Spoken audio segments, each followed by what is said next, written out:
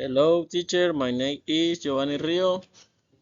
I am going to present video of a store display.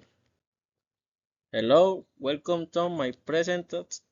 Today I talk about a product display in a store where I list the prices and share my opinion on whether I consider them cheap, expensive, or affordable.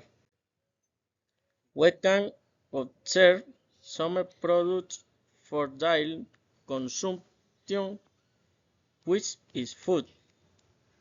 $33 apple, $22 bananas, $5 cookie, $7 lucid, $3 candy, $10 onion, $8 broccoli, $9 French fish, $55 milk.